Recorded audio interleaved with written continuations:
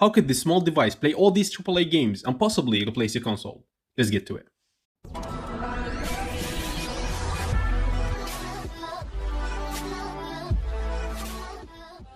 How about this? I'm not going to tell you the price of this device until the end of the video. I'm going to show you all the things that the Dynalink Android TV is capable of before revealing the actual price tag that blew my mind. So inside you get the Dynalink Android TV and you get a Google remote, which is always a nice addition to any Android TV. You get batteries, which is always welcome, and of course you get the power supply. I've got the USA one, even though I'm in Europe, so you need the converter to use that. And of course you get this tiny HDMI. I mean, the design idea is quite clear. They made a tiny Android TV that you could carry around wherever you go, even to a hotel or a trip. And the setup process is quite simple. All you need to do is connect the micro USB to one side and the other side, of course, to the HDMI, and that's it. You're quite done. Now all you need to do is just wait for it to load. Android TVs do tend to take a long time to load, but this one takes a very short time. It loads quite fast. And here is the remote as well. It connects to the Android TV via Bluetooth, so you don't really need to point it at the TV or something to control it. And of course, it's a Google remote, so it's quite seamless using this one. So here's the part where most of my subscribers are interested in, because we're all gamers and going to this gaming journey together. So this is the gaming part. All you need to do is basically add a Bluetooth controller to this device.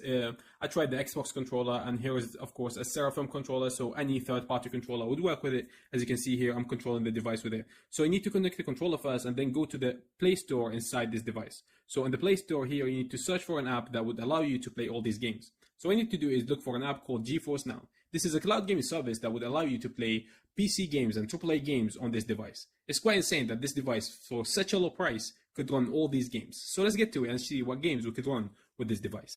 So we all know that GeForce Now is a paid service, but with this device I played for the free tier. It's supposed to give you 1 hour, but it gave me more than 1 hour, so I played for free without any problems and there was no lag. So I'm quite surprised, yeah.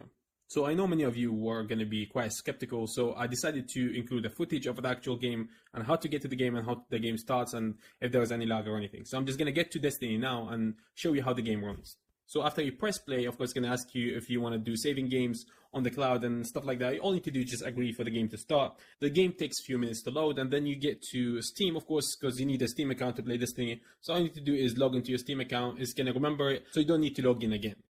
So there you go, this tiny device is now running Destiny without any problems, given that I need a good internet connection for it to run. But as you can see here, I'm playing without any lag. I'm going to skip ahead for the game to load. It takes a bit of time to load, but after the game is loaded, here you go. So it's like you have a whole console inside this tiny device. And you do have so many other options as well. You're not constrained to using GeForce Now. You could use Stadia or the Xbox streaming service. So all of them are in the Play Store, so there's no problem for you. And it's like owning more than one console in this tiny device. And let's appreciate this Android TV. It comes with an official Google remote. This makes it so much easier to navigate throughout the system than other Android TVs. So it's also worth noting that this remote comes built in with the Google Assistant. So let's give it a try and see how it works. Open YouTube. As you can see here, YouTube opened quite fast when I asked the Google Assistant to open it. So it's quite impressive that this device can be this fast. So let's try it inside YouTube. For example, if I want to search here, Halo Infinite Gameplay. As you can see, it never misses. It goes straight to the exact same thing that I said, and it's quite impressive. So let's try something else. For example, let's go 4K video. There you go, there's 4K video. And wait a minute, so we're running 4K on this small, tiny device? Yes, we are. This device is so cheap, insanely cheap on the market, and it runs 4K videos without any problems. And I kid you not, I do have laptops at home that could not run 4K quite well as this, the frame rate would drop or something like that. And this one is going just quite smooth and there's no problems. It's just insane to me that this device could do all of this with this low price tag. I can't go to the full extent of how many apps you could have on this device and the options that you have, but this is what I have. I have Netflix, YouTube, Stadia, and GeForce Now, of course, for gaming. I have Disney Plus, Prime Video. There's even an internet browser that could browse the internet. And of course, I have the Google Play, which has all the applications that you want to download. And there are so many of them. You can't really go through all of them. There are games, there are apps, there is whatever you want.